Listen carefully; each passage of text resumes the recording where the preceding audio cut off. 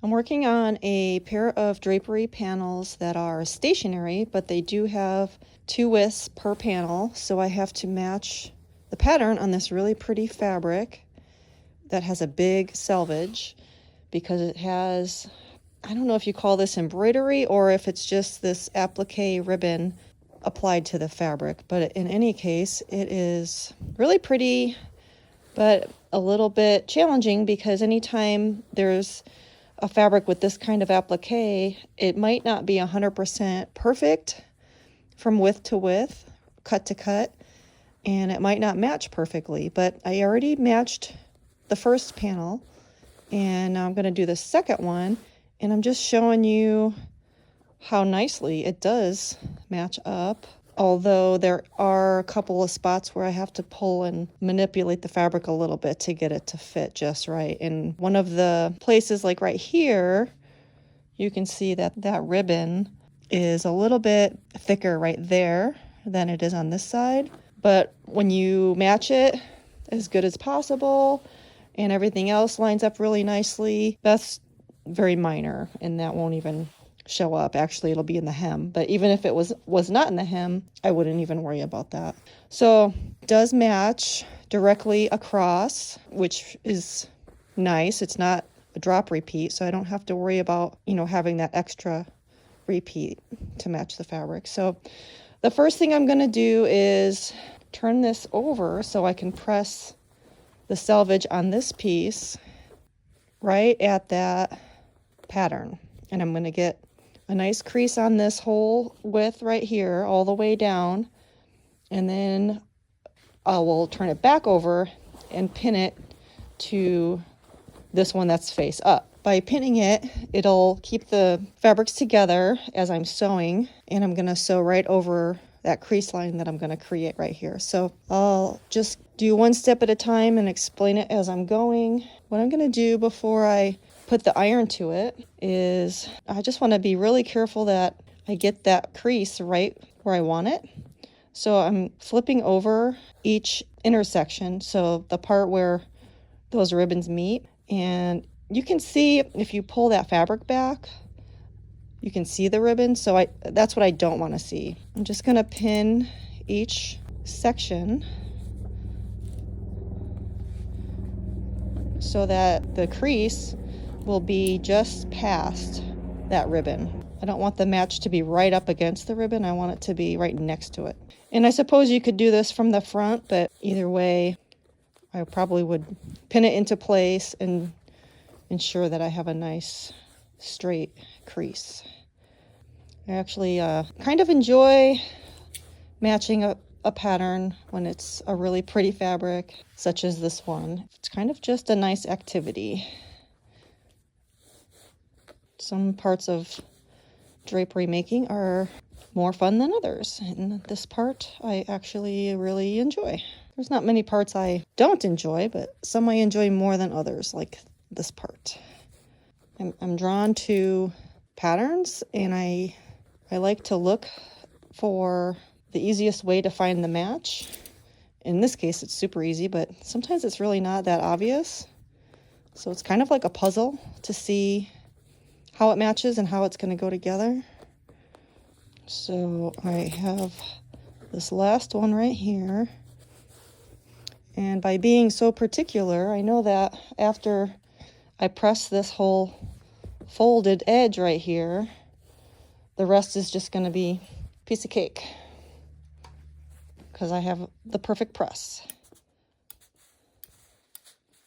And I'm going to pin this down so it doesn't move. And now I don't have to flip it back and forth, because I've already checked each section, and I'm happy with where I put each pin. So I have full confidence that this is going to be a beautiful match. I just lost the head to that pin. And I'm just pressing and steaming it long enough to set that fold, as you can see. I never like to press or steam more than necessary, because you're always going to be risking shrinking the fabric.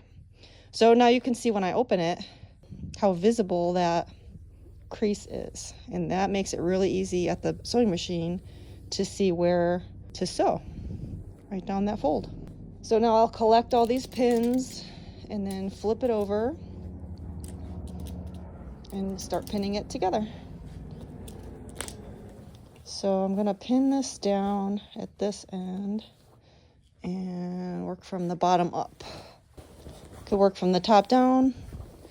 Either way, I just prefer to, in this case, start down here. So right where the pattern meets, I'm gonna put a pin, and that was one of my big pins. I like the skinny ones for this particular activity.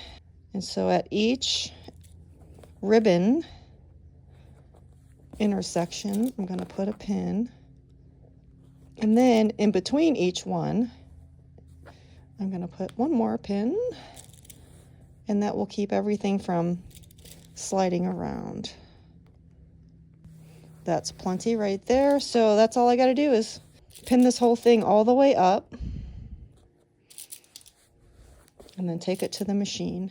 Before I pull this off the table though, I'll show you how I turn the pins, because that part is very important.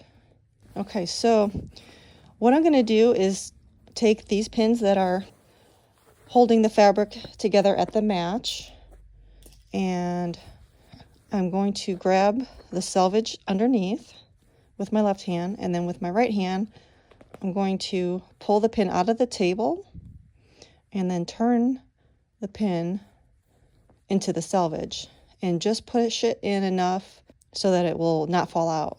I don't want to push it in all the way like that, because then when I open this and stitch over that fold line, the head of the pin will get run over by the foot of the sewing machine, and that is bad.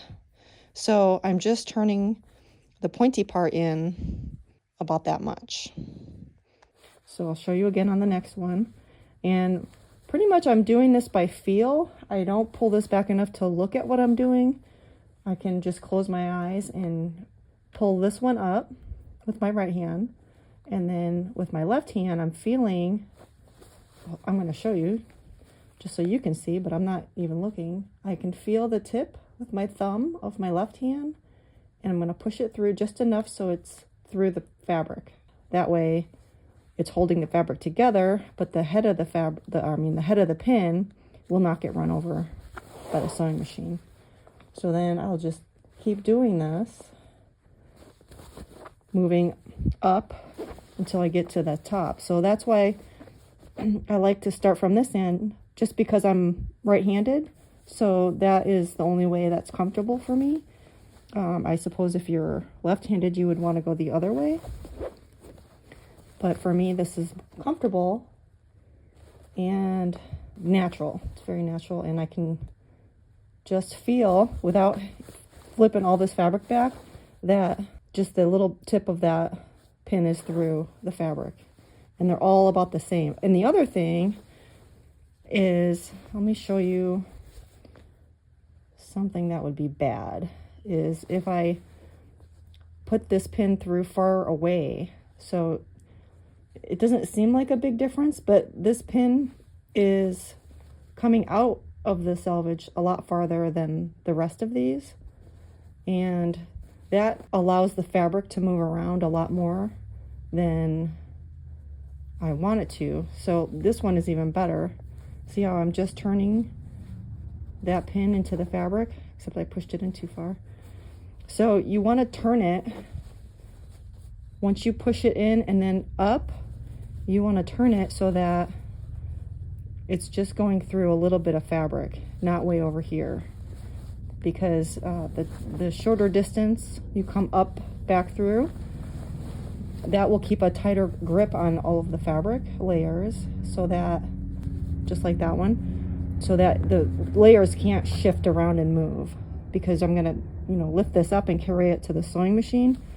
The tighter that these pins are turned, the more accurate your stitch will be, because the layers are pinned together tighter than if the pin is turned far away. And that's kind of hard to explain, but I hope it makes sense. It's another reason why this is just something that you do by feel, for me anyway. When I'm going through and I'm pulling this pin out, the fingers that are underneath are feeling where that pin is, the pointy part, and I'm keeping it from going too far, and just quickly redirecting it so that it's only going through a little bit of fabric. So that is what I'm going for, is that the pin stays closest to this fold line and it just goes through a little bit of fabric, and that only a little bit of the tip comes out. So those are the three things that will get you a really good pattern match. You can tell by how long these pins are. There's only a little bit of that tip going through the fabric, and I'm going to turn it already, and I'm just going to push it in that far, and that's it. I still need to pin the rest of this before I can turn them all, and then I will take it to the machine and stitch it. And after I stitch it and take out the pins, then I'll run it through the serger and then press it and check it, and then I can put the hem in, the bottom hem. All right, so I'll be back. I'll finish this and then show you how it looks at the sewing machine.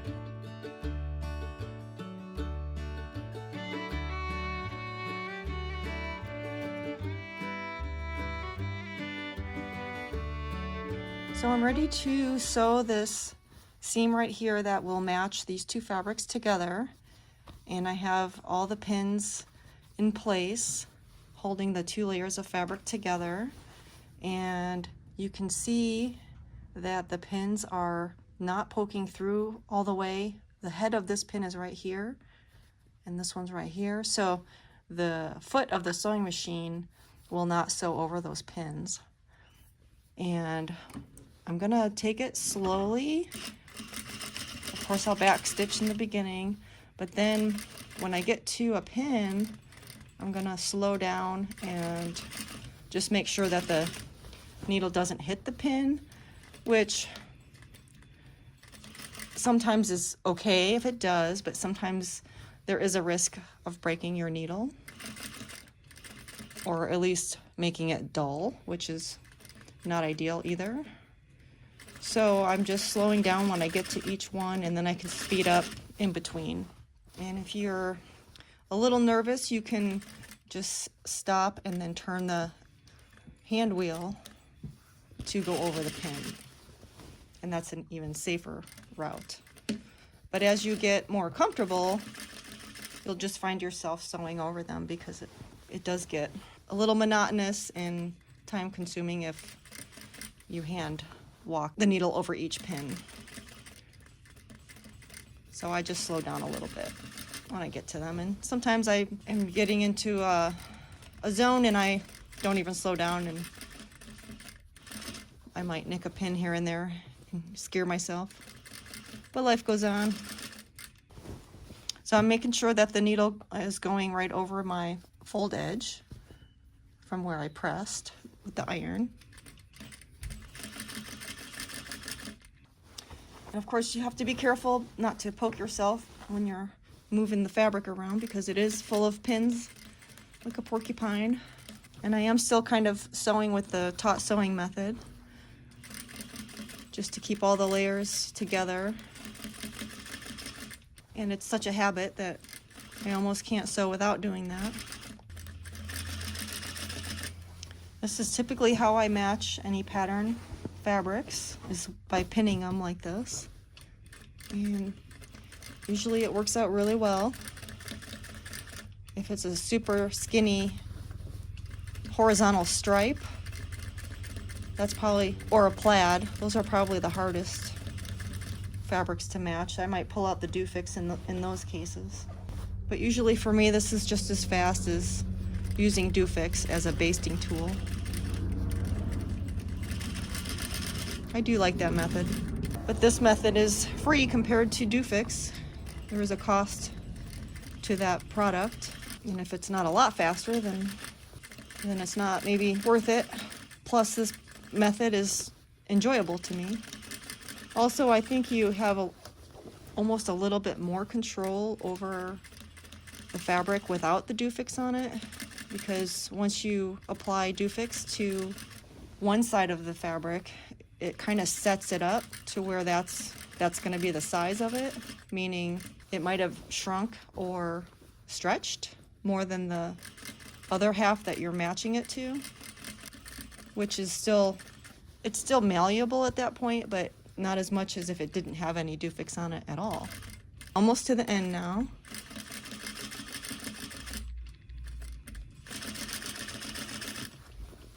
I'm going to take out that last pin so I can backstitch over it easily. And then we can look to see how we did. So there's our seam, and you can tell that the pattern is matching up really nicely.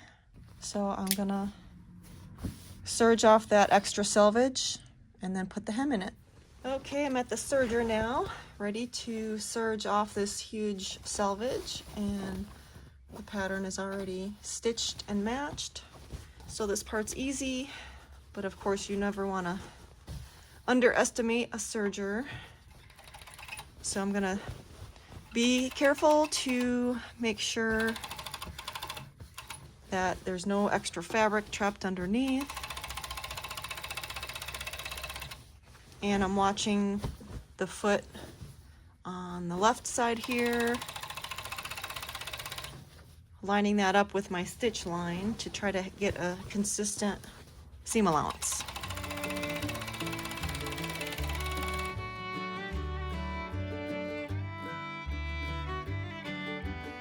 All right, I finished serging the selvage off, and it was a really big extra wide selvage, so those are gonna be nice for tying up the drapery when they're done. And you can see my serged seam allowance, and then here is my match on the front. I'm gonna take it to the machine and just give it one more press, make sure it looks good, and then put the bottom hem in. Here's my pile of fabric. This is 2 widths of fabric. So I'm gonna find my match in the middle. There it is. And then press it. And I like to pin it to the table to keep it from moving around and stretch out the slack. Gotta pull tighter this way. Looks good already.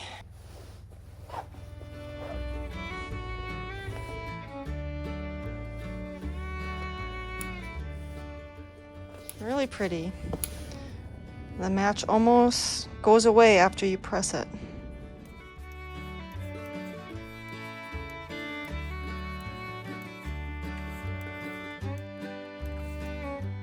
Okay, so now I have this fabric matched, 2 widths of fabric pattern matched. I'm gonna turn it and put in the bottom hem. And I like to turn the whole 2 widths lengthwise on the table, so I can put the whole hem in at once rather than a section at a time. And typically I would line it up on a line on the table, just like this, and then fold it up 8 inches. But in this case, with this really beautiful pattern, I'm gonna use 2 repeats of the pattern. And it's kind of like X's. Okay, so there's a little X here and another little X here. So there's 2 rows of X's. Or if you just look at them together, there's one big X right here. So I'm folding up one whole big X. Or if you are looking at the little ones, 2 little X's. And I'm folding right on the intersection after that. And that's going to be my hemline. That way from the front, the bottom of the drapery will land on the little X all the way across the bottom. So that'll be really pretty. And it's really easy to see, and it's pretty consistent for being an embroidery. So then I will press that and then turn it again and take it to the hemmer.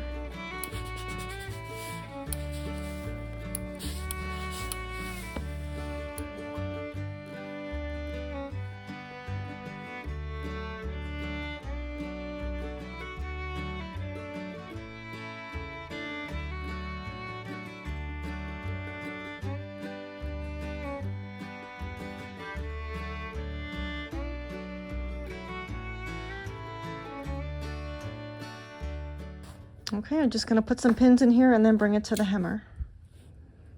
Okay, so here I'm at the blind hemmer with the bottom hem of this embroidered fabric, and I did one already, so I know it will work, but I'm gonna show you that it's a little bit scary to go over the bumps of the embroidered part, but if you go slowly, it actually works. And I'm checking my stitch, even though I already did one. You always want to check and keep making adjustments.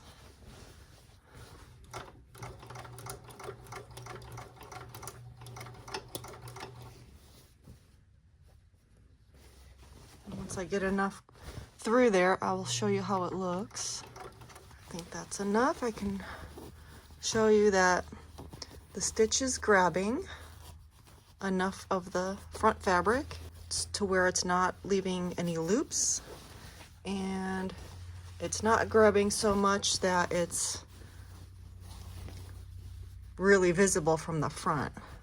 So here's the stitch line about right here, and there's a couple of places where you can see it going through, and it will be a little bit more inconsistent than normal, but that's because the machine is working to go over all these different levels because of that embroidery. So overall it looks beautiful. I think it's very, very pretty, better than my hand stitching would look, and faster, and very consistent. I made sure to think about where this fold line was going to be to try to get the flattest section of fabric possible. There's no absolute flat spot, but if I would have folded it right here, that's probably the thickest part. I purposely folded it here rather than there, just to give myself more chances that this was going to work. And I'm just gonna hand walk it over the seam because it's pretty thick right there.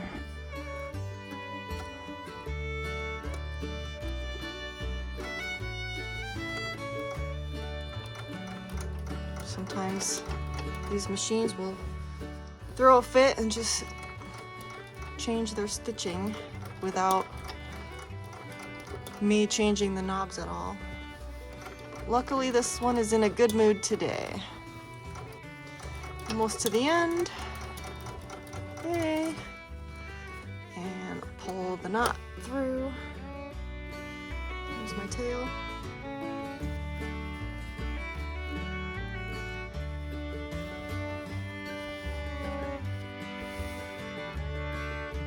Really pretty on both sides. Very happy.